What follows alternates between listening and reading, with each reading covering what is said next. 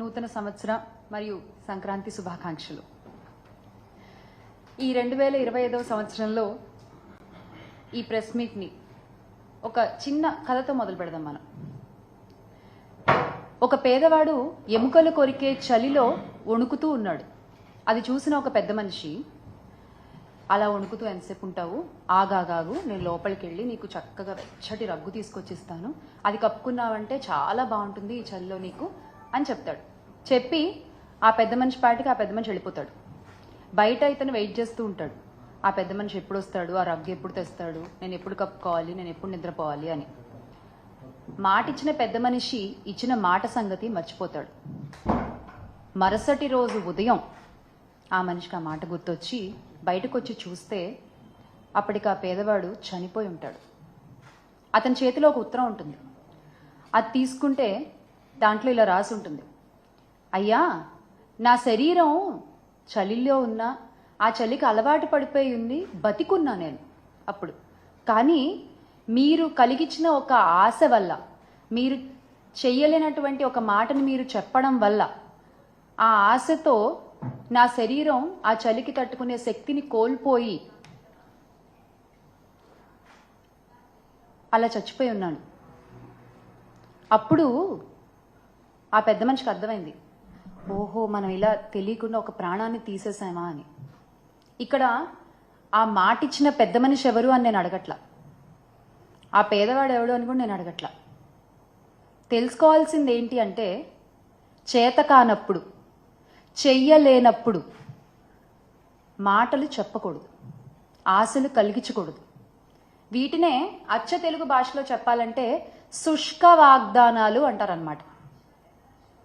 ఇప్పుడు ఈ ప్రస్తావన ఎందుకు తీసుకొస్తున్నాను అంటే, చంద్రబాబు నాయుడు గారు మా అక్క చెల్లెమ్మలని, మా మహిళలని మరోసారి నమ్మించి మోసం చేశారు.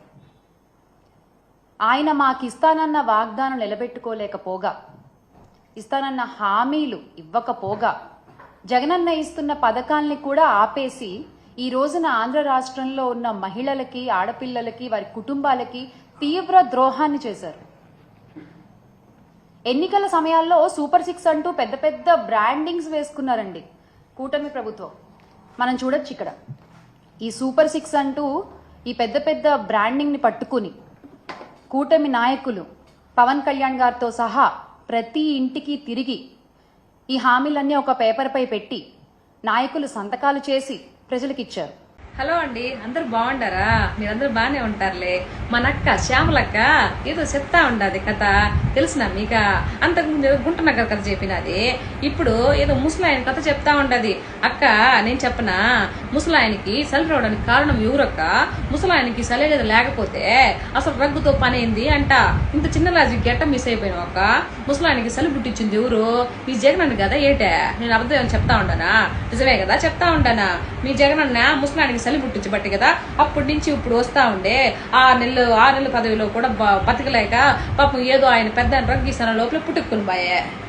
అప్పటి నుంచి 4 ఏళ్ల నుంచి చలితో వణుకుతా ఉంటే ఎవడమే బతుకుతాడా? ఏడమే బతుకుతాడా ముసలోడా? మళ్ళీ కథ చెప్తా ఉండవా? ఏదో సూపర్ 6 గురించి చెప్తా ఉండవే. ఏంది నేను చెప్పనా సూపర్ 6? అప్పుడు 2019లో జగనన్న గెలిచి ముందే ప్రచారానికి పోయినప్పుడు అక్క, చెల్లి, తమ్ముడు సిబిఎస్ నేను రాగానే రద్దు చేస్తాడు. చేసినాడా? నీకేమన్నా తెలిసినా?